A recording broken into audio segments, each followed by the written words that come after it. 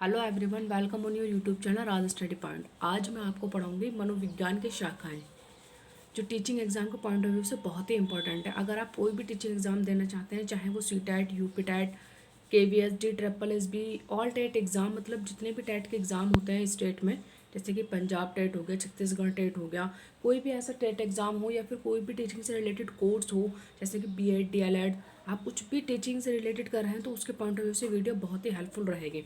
इससे पहले मैंने आपको लास्ट वीडियो में पढ़ाया कि मनोविज्ञान क्या है। उसके बाद आगे मैं आज कंटिन्यू करूँगी कि मनोविज्ञान की शाखाएं, मतलब इनसे आप क्या समझेंगे। ठीक है, तो देखिए मनोविज्ञान की शाखाएं मैं पढ़ाऊँगी। मनोविज्ञान क्या है, पहले तो आपको यही पता होना चाहिए कि मनोविज्ञान आखिर है क्या, हम इसकी शाखाओं का अध्ययन क्यों करें। तो देखिए मनोविज्ञान क्या है, ये दो शब्दों से मिलकर बना है, जिसका अर्थ होता है साइकी प्लस लोगोस। मनोविज्ञान किससे मिलकर बना है? Psyche plus logos. Psyche means आत्मा और लोगोस मीन्स अध्ययन। इस प्रकार मनोविज्ञान का अर्थ हुआ कि आत्मा का अध्ययन। आत्मा का अध्ययन करना ही क्या कहलाता है? मनोविज्ञान कहलाता है। तो चलिए, अब मैंने बताया कि मनोविज्ञान क्या है। अब मैं आपके साथ आगे कंटिन्यू करूंगी कि मनोविज्ञान की शाखाएं कौन कौन सी हैं और उसमें किस चीज़ का अध्ययन किया जाता है। तो देखिए, नंबर 1 पे मैं आपके साथ बताऊंगी संज्ञानात्मक मनोविज्ञान। संज्ञानात्मक मनोविज्ञान मीन्स कि पहले तो आपको संज्ञान का मीनिंग पता होना चाहिए। संज्ञान मतलब उसको कहा जाता है कोग्निटिव। संज्ञान मतलब ऐसा जो हम अपने माइंड से सोच विचार करके चीज़ों को करते हैं, उसी को क्या कहा जाता है? संज्ञान कहा जाता है। ठीक है, तो देखिए संज्ञानात्मक मनोविज्ञान क्या है? यह है मानसिक प्रक्रियाओं से संबंधित होता है। मैंने भी आपको क्या बताया कि दिमाग के अकॉर्डिंग जो हम काम को करते हैं उसी को संज्ञान कहा जाता है। तो मैंने क्या बोला कि यह है मानसिक प्रक्रियाओं से संबंधित होता है। संज्ञानात्मक प्रक्रियाएं अवधान, अवधान, प्रत्यक्षीकरण। अवधान मतलब किसी चीज़ पर ध्यान केंद्रित करना। प्रत्यक्षीकरण, प्रत्यक्षण, स्मृति, स्मृति मतलब मेमोरी, तर्कणा सोच विचार, समस्या समाधान, निर्णय एवं भाषा है। संज्ञानात्मक प्रक्रियाएं कौन कौन सी हैं? अवधान, प्रत्यक्षण, स्मृति, तर्कणा, समस्या समाधान, निर्णय एवं भाषा। ठीक है, एग्जाम्पल सपोज मैंने आपको बोला, देखिए संज्ञानात्मक मनोविज्ञान में क्या कि एग्जाम्पल जैसे कि लॉक खोलना। लॉक खोलने से पहले आप क्या सोचेंगे कि ये लॉक लगा हुआ है, आप इसको कैसे खोलेंगे? तो सबसे पहले आपके माइंड में आएगा कि ये तो लॉक लगा हुआ है, इसको खोलने के लिए एक चाबी होनी चाहिए, चाबी से ये ओपन हो जाएगा। ठीक है, खुल जाएगा और हम लोग अंदर एंटर कर जाएंगे। तो मतलब लॉक को देखकर जो आपके माइंड में जो क्रियाएं हुई, मतलब कि हम उसको, यहाँ लॉक लगा हुआ है, इसको पहले इसको खोलना है, इसके लिए चाबी चाहिए, फिर ये ओपन हो जाएगा, खुल जाएगा, फिर हम अंदर जाएंगे। ठीक है, तो संज्ञानात्मक मनोविज्ञान अर्जन, संग्रह तथा सूचनाओं के रूपांतरण में जो वातावरण से प्राप्त होती हैं। ठीक है, अर्जन मतलब होता है किसी चीज़ के एक्वायर करना समाज से, संग्रह मतलब इकट्ठा करना, तथा सूचनाओं के रूपांतरण से जो वातावरण से प्राप्त होती हैं उनके उपयोग तथा संप्रेषण के साथ मानसिक प्रक्रियाओं की खोज करता है। तो इसी को क्या कहा जाता है? संज्ञानात्मक मनोविज्ञान कहा जाता है। अब आपको मैंने बताया संज्ञानात्मक मनोविज्ञान। ठीक है, हम अपनी माइंड के साथ जो सोच विचार करके काम को करते हैं। ठीक है, हमारा माइंड जो हम किसी भी चीज़ के बारे में सोचते हैं, समझते हैं कि मतलब इसके क्या रूल हैं, इसको कैसे करना है, जो हमारा माइंड हमें वो करने के लिए बताता है, तो उसी को क्या कहा जाता है? संज्ञानात्मक मनोविज्ञान। अब मैं आपके साथ नेक्स्ट इसकी शाखा डिस्कस करूँगी कि जैविक मनोविज्ञान क्या है। ठीक है, देखिए जैविक मनोविज्ञान क्या है। मैं जैविक मनोविज्ञान की बात करूँ, देखिए जैविक मनोविज्ञान क्या चीज़ है? तो देखिए शारीरिक प्रक्रियाओं का अध्ययन है। जैविक मनोविज्ञान क्या है? जो हमारे शरीर की जो क्रियाएं हैं, प्रक्रियाएं हैं, उन्हीं का अध्ययन क्या कहलाता है? जैविक मनोविज्ञान कहलाता है। जैविक मनोविज्ञान मानता है, जैविक मनोविज्ञान क्या मानता है? जैविक मनोविज्ञान मानता है कि मन और शरीर का क्या है? संबंध है। हमारा जो मन है, हमारा जो दिल है, उसका किसके साथ संबंध है? शरीर के साथ संबंध है। यही हमें कौन बताता है? जैविक मनोविज्ञान बताता है कि शारीरिक प्रक्रियाओं का अध्ययन क्या कहलाता है? शारीरिक प्रक्रियाओं का जो हम अध्ययन करते हैं वही क्या कहलाता है? मनोविज्ञान कहलाता है। जैविक मनोविज्ञान मानता है कि मन और शरीर का क्या है? आपस में संबंध है। तो अब मैं आपको बताती हूँ विकासात्मक मनोविज्ञान। देखिए विकासात्मक मनोविज्ञान क्या है? विकासात्मक मनोविज्ञान है गर्भधारण से लेकर विकासात्मक, आप विकास से समझ गए होंगे। विकास देखिए, सबसे पहले तो आपको यही पता होना चाहिए, मनोविज्ञान मैंने आपको बता दिया कि मतलब हम जो आत्मा का अध्ययन करते हैं उसी को क्या कहा जाता है? मनोविज्ञान।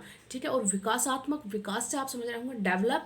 विकासात्मक क्या चीज़ है कि विकास जो है वो लगातार होता रहता है। ये एक ऐसी प्रक्रिया, एक सतत प्रक्रिया है जो कॉन्टिन्यूसली चलती रहती है। तो विकासात्मक मनोविज्ञान क्या है? गर्भधारण से लेकर वृद्धावस्था तक के जीवन विस्तार के विभिन्न आयु एवं अवस्थाओं में होने वाले भौतिक, सामाजिक एवं मनोवैज्ञानिक परिवर्तनों का अध्ययन करता है। ठीक है। मनुष्य के संवर्धन या विकास से संबंधित है। विकासात्मक आप समझ गए होंगे किससे संबंधित है, मनुष्य के संवृद्धि एवं विकास से संबंधित है ये विकासात्मक मनोविज्ञान।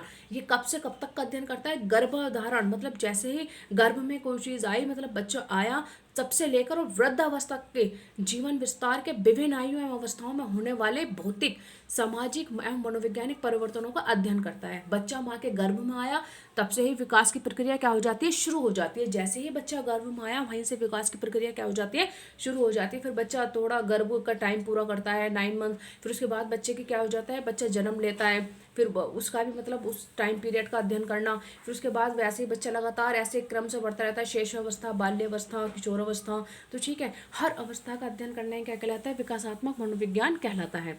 ठीक है, गर्भधारण से लेकर वृद्धावस्था तक के जीवन विस्तार के विभिन्न आयु एवं अवस्थाओं में होने वाले भौतिक, सामाजिक एवं मनोवैज्ञानिक परिवर्तनों का अध्ययन करता है।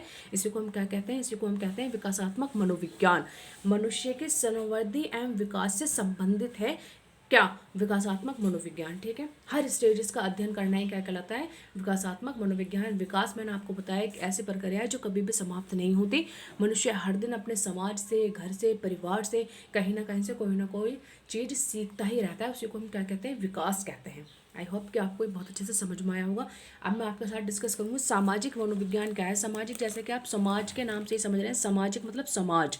ठीक है, समाज में रहना, वहाँ के रीति रिवाज को सीखना, उससे बच्चा किस तरीके से प्रभावित होता है, या कोई भी इंसान अपने समाज में रह के वहाँ के रीति रिवाज, वहाँ की परंपरा, वहाँ का ट्रेडिशन कैसा है, वहाँ के लोगों का व्यवहार कैसा है, उसके अकॉर्डिंग अपने आप को ढाल लेता है। तो ठीक है, सामाजिक मनोविज्ञान क्या है कि लोग अपने सामाजिक वातावरण से कैसे प्रभावित होते हैं। सामाजिक मनोविज्ञान में अध्ययन क्या किया जाता है कि लोग, सामाजिक मनोविज्ञान हमें क्या बताता है कि लोग अपने सामाजिक वातावरण से कैसे प्रभावित होते हैं। ठीक है, समाज का जो वातावरण है उसके अकॉर्डिंग इंसान कैसे प्रभावित होता है और कैसे उसके अकॉर्डिंग खुद को ढाल लेता है। तो सामाजिक मनोविज्ञान में हम इस चीज़ का अध्ययन करते हैं कि लोग जो है अपने वातावरण से किस तरह से प्रभावित हो रहे हैं, लोग दूसरों के विषय में किस तरीके से सोचते हैं, उन्हें कैसे प्रभावित करते हैं। ठीक है, दूसरों के बारे में सोचना, उन्हें प्रभावित करना, दूसरों से सीखना, सब इंसान कहाँ से सीखता है कि अपने सामाजिक वातावरण से सीखता है। समाज में रहकर समाज के रीति रिवाजों को, समाज के माहौल को जानता है, फिर उसके अनुसार खुद को क्या करता है, ढाल लेता है। इसी को क्या कहते हैं, सामाजिक मनोविज्ञान कहते हैं कि एक दूसरे से लोग किस तरह से प्रभावित होते हैं,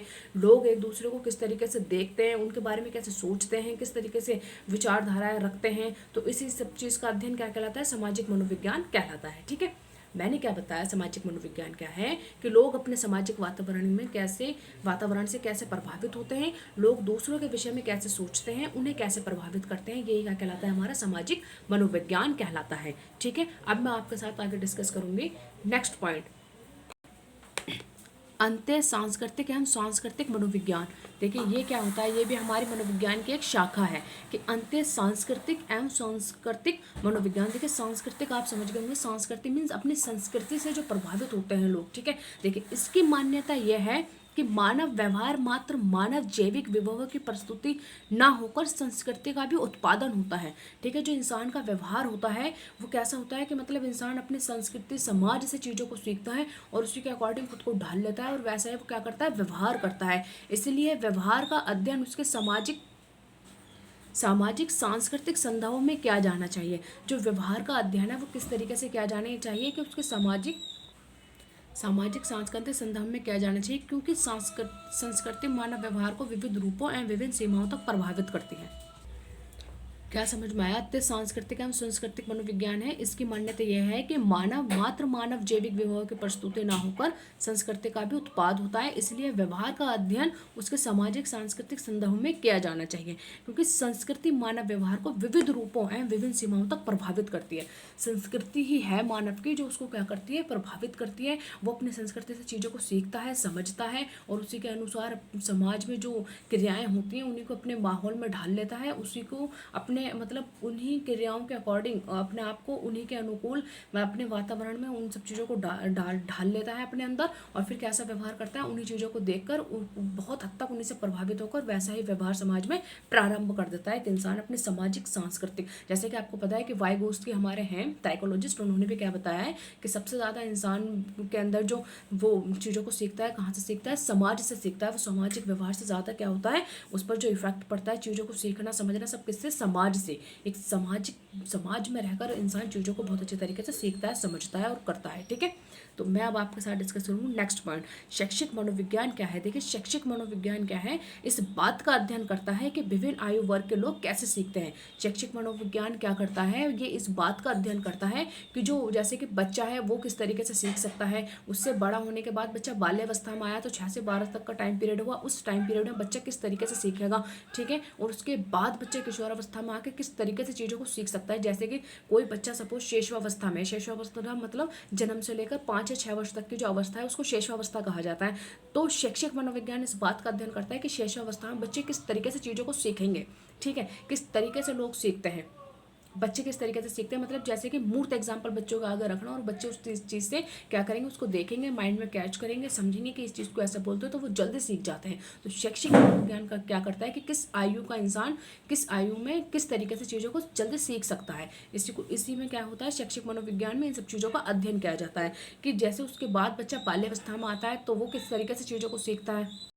तो जो शैक्षिक मनोविज्ञान है वो इसी बात का अध्ययन करता है कि हर अवस्था में बच्चे किस तरीके से चीज़ों को सीखता है, लोग किस तरीके से समाज से चीज़ों को सीखते हैं, समझते हैं और करते हैं, उन्हें अपने लाइफ स्टाइल में ढाल लेते हैं। ठीक है, तो चलिए आज की जो चीज़ें थी, सबसे पहले लास्ट वीडियो में मैंने आपको बताया कि मनोविज्ञान क्या है, उसके बाद आज मैंने कॉन्टिन्यूसली आपको पढ़ाया कि मनोविज्ञान की शाखाएं, जैसे कि संज्ञानात्मक मनोविज्ञान, जैविक मनोविज्ञान क्या है, विकासात्मक मनोविज्ञान क्या है, सामाजिक मनोविज्ञान क्या है, या फिर आंतरिक सांस्कृतिक एवं सांस्कृतिक मनोविज्ञान, शैक्षिक मनोविज्ञान। आज जितनी भी मनोविज्ञान की शाखाएं थी जो पेपर के पॉइंट ऑफ व्यू से बहुत इंपॉर्टेंट है, वो सभी मैंने आपको पढ़ाई हैं, समझाने की कोशिश की है, बहुत सरल भाषा में डेली लाइफ से रिलेट कर चीज़ों को बताया है। अगर आपको वीडियो पसंद आई हो तो आप इसे लाइक करें, अपने दोस्तों के साथ शेयर ज़रूर करें। आपने अभी तक इस चैनल को सब्सक्राइब नहीं किया है, इस चैनल पर नए हैं तो चैनल को सब्सक्राइब ज़रूर करें और कमेंट बॉक्स में अपनी राय बताएं कि आपको कितना समझ में आया, किस तरीके से मुझे और आपको समझाने की कोशिश है, किस चीज़ की आपको नीड है, रिक्वायर है, तो मैं उस तरीके से पढ़ाने की कोशिश करूँगी। चलिए मिलते हैं नेक्स्ट वीडियो में नेक्स्ट टॉपिक के साथ, तब तक के लिए थैंक यू।